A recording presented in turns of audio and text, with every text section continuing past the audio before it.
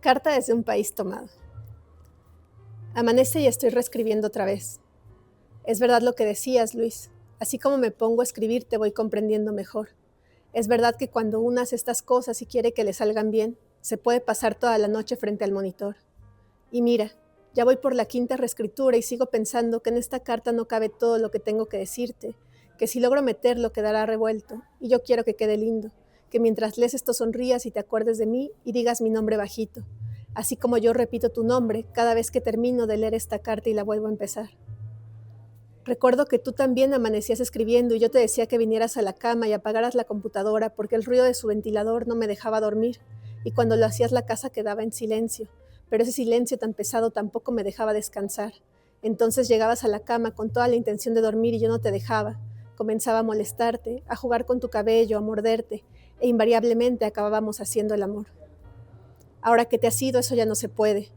Por eso, aunque amanece, sigo escribiendo, como de seguro me dijiste para que me calmara después de lo de mi abuelo, y lo sigo haciendo por complacerte, aunque debo aclarar, no se me dan muy bien estas cosas.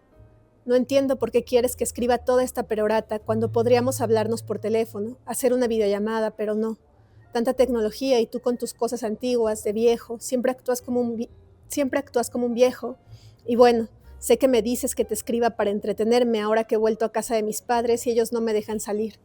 Menos en fin de semana con tanta gente afuera y este maldito calor. Y encima el miedo, las balaceras y esas cosas terribles que le pasan a los vecinos. Por ahora, solo a los vecinos. Hola amigos, los saluda Francisco Goñi desde Librerías Gandhi. El día de hoy me acompaña mi estimada Olivia Terova. ¿Qué, Olivia? ¿Cómo estás? Muy contenta de venir aquí a platicar contigo. Ay, gracias por tu agenda. Yo sé que tienes muchas actividades y vienes de muy lejos. Aprecio mucho, sobre todo, que vengas aquí a la librería para hablar de Respirar bajo el agua, una colección de cuentos que publicaste bajo el sello Sexto Piso. Estoy muy intrigado, ahora desplegaré mis preguntas, pero cuéntame cómo decides publicar esta colección, en qué momento dices, ya está terminada, porque lo último que te leí, bueno, fue el ensayo, venías del ensayo, y háblame un poco de la creación de estos cuentos. Claro que sí. Yo empecé escribiendo cuento. Ese es como mi secreto, mi vocación secreta. Lo tenías guardadito. Totalmente. Y yo me considero narradora. De hecho, mis primeros ensayos surgieron en parte por la pregunta de cómo puedo publicar mis cuentos, o sea, cómo puedo incursionar al mundo editorial. Sí. Tengo todo esto escrito. Y la idea de volver a esta compilación es también revisitar mi obra. Yo llevo escribiendo desde que tenía 22 años. ¡Qué maravilla! Entonces, podría decir que llevo 15 años escribiendo. Obviamente, con sus momentos más intensos y menos intensos, pero es algo que decidí desde hace tiempo. Entonces, volver a estos textos es como volver a conversar conmigo, volver a mirarme y decir cómo llegué hasta donde estoy ahora y qué puedo construir a partir de lo que ya hice. Qué interesante. Pasando al tono de los cuentos, me llama mucho la atención y yo quise ver ahí un vaso comunicante con tu ensayística, hablar de la vida cotidiana, hablar de lo que nos puede pasar a todos en la experimentación. Veo una suerte de asomo a contar desde las pequeñas cosas hasta la experimentación que padecen tus personajes, principalmente femeninos también. Veo eso. Cuéntame tus puntos de partida, me llaman mucho la atención. Veo una voz que cuenta las historias, pero hay registros distintos de voces. Entonces, ¿cómo los fuiste armando? Algo que también implica para mí esta antología es mi aprendizaje de cómo se arma un libro, que justo fue una de mis primeras preguntas, porque yo empecé escribiendo cuento y lo escribía y lo guardaba en una carpeta. Entonces, de pronto tenía una carpeta con 37 cuentos. Me acuerdo mucho que era un número muy extenso y dije, ¿qué voy a hacer con esto? Porque no era lo que a veces hacemos por las becas y los proyectos, que es decir, este libro se va a tratar de esto y va a tener tales personajes. Sí. Entonces, retomarlos implicaba pensar en ritmo, pensar en tensión, pensar en registro. Sí. Y eso también tiene que ver con cómo lo armé en este momento, porque no es la misma forma en la que yo pensaba los libros antes, ni lo que yo quería compartir con los lectores. ¿Cómo resumirías la forma del cuento? Hablando de formatos. Para mí el cuento es hablando de la metáfora del libro, ¿no? Una inmersión, un vistazo a un mundo muy complejo. Y esa imagen, esa sensación que traes en el momento en el que te sumerges, te deja rastros de significados más grandes. Y eso tiene que ver con la teoría clásica del cuento, Sí, tiene sí. que ver con el iceberg de Hemingway, con la fotografía de Cortázar. O sea, yo aprendí leyendo literatura latinoamericana. Pero aquí a mí también me interesa como forzar hasta los extremos, ¿no? ¿Qué tanto viendo solo lo más pequeño del iceberg, qué tanto viendo una microfotografía en negativo podemos intuir otras cosas? ¿Qué tanto los indicios más cotidianos o más sutiles nos pueden hablar de personalidad, de historias de vida o de trasfondos que tocan a los personajes? De hecho, hablando de tus personajes, noto de alguna manera, tiene varios ejes temáticos, o quise ver así, la búsqueda, como del lugar que ocupan en el mundo tus personajes. Algunas, literal, se someten a experimentaciones eróticas, de sustancias, de viajes, de amor, de desamor. ¿Fue tu intención que la búsqueda en el mundo de las protagonistas fuera un eje temático? Creo que uno acaba hablando del mismo tema cuando escribe mucho tiempo. Y eso es algo bonito también, como ir identificando estilos, preocupaciones, temáticas. Y ahí lo identifico incluso con el tema de mi ensayo, que es el lugar seguro, ¿no? Pero Sí, sí. ya pensándolo más a nivel amplio, ¿no? No es solamente buscar un refugio, no es solamente comprarte una casa, sino también la idea de qué lugar puedes ocupar en el mundo. Y también tiene mucho que ver con la identidad. Este libro Sí. yo todavía lo identifico con una sensación, digamos que adolescente, pero en el sentido de transformación, hay cosas que se están ajustando y como incluso algo que siento que es muy de nuestra generación, ya estás en la vida adulta, ya tienes la carrera, la vocación y todo, y todavía sigues pensando, pero esto es lo que voy a hacer toda mi vida. Entonces varios de los personajes comparten esas preocupaciones o esas inquietudes. Sí, justo otro eje, para mí noté la experimentación, ¿no? La experimentación amorosa, las primeras rupturas, el descubrimiento, la iniciación, estos encuentros furtivos, me llamaron muchísimo la atención en tu escritura como una suerte de, sí, tal vez no es una novela, pero como un gran relato, como si fuera un solo relato, iniciático. Y algo que a mí me gusta mucho, la verdad, en ciertos aspectos de mi escritura soy muy formal. No ortodoxa, pero me interesa mucho la forma. Entonces también hay una experimentación formal en el libro. O sea, a la vez que los personajes están buscando, la voz también está buscando cómo narrar estas historias, sobre todo porque son historias muy cotidianas. O sea, te pueden decir, es la historia de un desamor.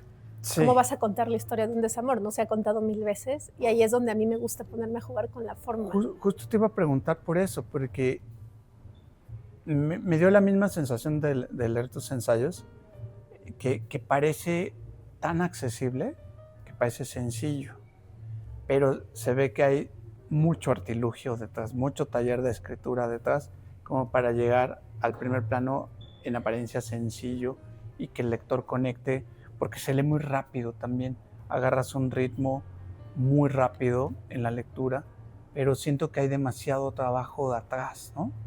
Sí, o sea, mucho.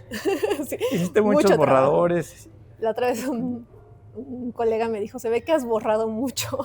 Yo también creí eso. Y me gusta cómo suena, me gusta que mis textos tengan esa sensación y que no necesariamente sean complicados. A mí me interesa leer textos más complejos, me interesa leer textos de otra época, pero por algún motivo, y creo que es parte de mi personalidad y de mi búsqueda estética, mi escritura busca ser clara, pero que esa claridad no sacrifique la profundidad de los personajes. Entonces, siempre hay una tensión ahí entre... Sí. ¿Cómo sorteas esa tensión? Porque partes de anécdotas de la vida cotidiana, tus protagonistas pues pasan por anécdotas que nos hemos vivido casi todos, pero que no se vuelve algo obvio, algo llano, y lo trasciendes. A nivel taller de escritura, cómo logras dar ese brinco? Borrando mucho, porque te decía, ¿no? Había una carpeta con 37 cuentos y había unos mucho más sencillos que fueron primeras aproximaciones. Sobre todo, creo que cuando empecé, cosas que no están publicadas, era la voz. O sea, era la voz expresándose, contando algo que le había pasado y llegaba hasta ahí. Y entonces eso sí es mucho del trabajo del taller, que cuando estás en taller de cuento te dicen, bueno, ¿dónde está la otra historia? Se piensa que un cuento necesariamente tiene dos historias, o sea, una aparente y otra más subrepticia. Sí. Y algo que a mí me interesa mucho, yo ya doy talleres, ya estoy también en ese momento, es pensar estas tradiciones, estos estándares como una herramienta, que siempre se lo digo a mis alumnas, mientras te sirva, úsalo como herramienta para tu escritura, que no sea un límite. Entonces me gusta también poner esa atención, ¿no? Hasta qué punto esto sigue siendo un cuento, si está todo fragmentado, o si hay una sola voz que habla, cómo mantenerme dentro del cuento, como cumplir con eso, pero es la idea como del límite dentro de el juego, como lo hacía el grupo Ulipo, de la traba y la potencia, ¿no? A mí me sirve de esa forma el género. Qué interesante. Volviendo un poquito al ritmo, también noto mucha oralidad. Noto este carácter oral que le da cadencia y le da mucha fluidez a los textos. ¿Fue tu idea también transmitirles? Porque parece que los cuentos te los están leyendo en voz alta, alguien te está contando algo, pero realmente tú lo estás leyendo y fluyes, y creo que eso se gana con la oralidad, corrígeme si no. Sí, creo que en algunos cuentos fui más consciente que en otros. Por ejemplo, el de respirar bajo el agua sí estaba muy consciente de que se tenía que escuchar.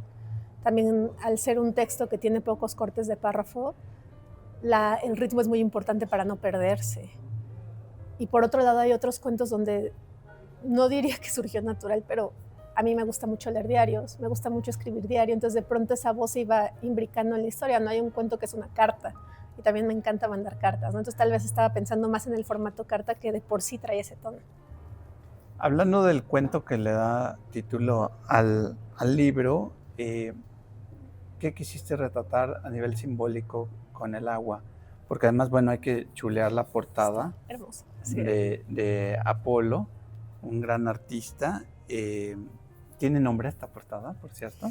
La pintura, quiero decir. Que me haya dicho no, pero la hizo para el libro. Es preciosa. Es preciosa. Y creo que capta un poco del simbolismo del último relato. Sí. Y también, bueno, creo que es en el primero cuando hablas del sabor del agua, como las lágrimas de una madre que anda por ahí.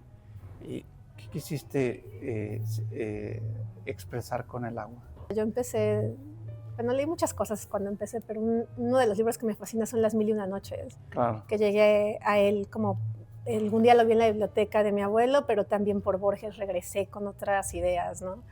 Y el agua dentro del tarot simboliza las emociones, simboliza el subconsciente. Entonces, esta idea de estar dentro del agua también implica volver a sí misma, que el final es muy abierto, sí, pero mi intención con ese cuento tenía más que ver con un retorno a sí, o sea, como al sí misma, y como en ir explorando. Qué interesante. Quién eres y de dónde vienen los temores también, ¿no? Como una cosa un poco también como poner de forma concreta las abstracciones de la personalidad o de la psicología o de cómo enfrentamos el trauma y etcétera. Porque en el otro cuento donde está una chica viajando y que se encuentra con un chico que vende artesanías, que caminan por un cenote, también me dio ese tinte enigmático, como entre la tensión del peligro y que iba a ocurrir algo, y al mismo tiempo hay como una doble historia, un tanto de lo inesperado, de lo raro. Me pareció muy enigmático ese cuento. Tienes una imagen y tú puedes resumir el cuento, ¿no? Se trata de esto, esto y esto y esto, pero al mismo tiempo te quedas pensando, pero creo que estaba pasando otra cosa, y quisiera que esos textos tengan múltiples interpretaciones. Podríamos estar hablando de el intento de, no sé, de un hechizo y alguien que se libera de un hechizo, ¿no? Sí, logra escapar. Sí, que logra escapar de un hechizo. También podríamos pensar de alguien que logra escapar de un abuso, o de alguien que aprende a viajar sola. O sea, hay como varios niveles de interpretación en esos cuentos. Y también y en el de respirar creo que pasa eso por el flujo de conciencia, que también te va contando tantas cosas que hay muchas imágenes que se quedan y te dejan pensando qué significarían realmente para este personaje o qué significan para mi lectora, viéndolo de cierta forma desde afuera, ¿no? Pues creo que Apolo Cacho capturó Sí, totalmente. bellísimamente el tono del libro y pues te agradezco muchísimo tu tiempo, querida Olivia. Muchas gracias, Francisco, y muchas gracias a la librería también. Al contrario, ya eres de la casa. Sí, yo feliz. Ya escucharon, amigos, Respirar bajo el agua de Olivia Terova, una opción buenísima para este fin de semana. Hasta pronto.